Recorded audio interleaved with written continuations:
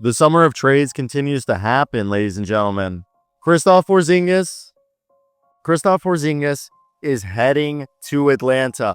Boston, Atlanta, and Brooklyn are finalizing a 3-team trade that sends Kristaps Porzingis and a second-round pick to the Atlanta Hawks. Terance Mann and Atlanta's number 22 pick in the 2025 NBA draft goes to the Brooklyn Nets, and Georges Niang, the hometown kid, heads to his childhood team. If you guys didn't know, I interviewed Georges Niang last year, and he told me, he couldn't say because he was under contract, but he said it would be cool to play in front of his home squad, and now he gets a chance to play in front of his hometown team.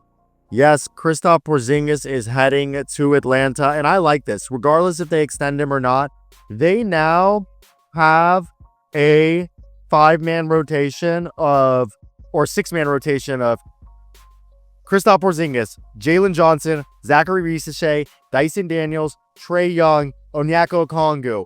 And that's awesome. They're going to probably bring back Karis LeVert.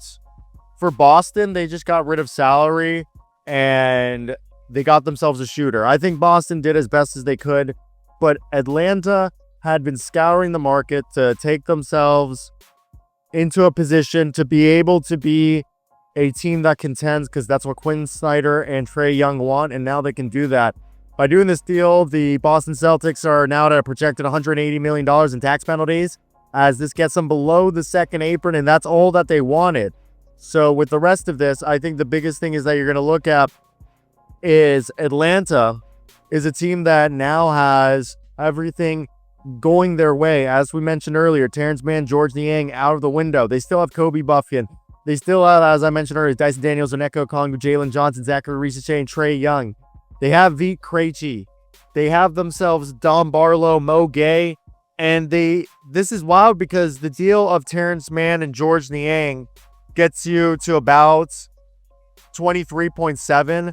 And I think the biggest thing is, if you're going to look, I think the biggest thing here is this is Atlanta trying to become contenders, trying to build around Trae Young, while I think the Boston Celtics are keeping their window open while also gaining cap flexibility and jumping through the hoops that is salary cap gymnastics that was created as a result of the second apron.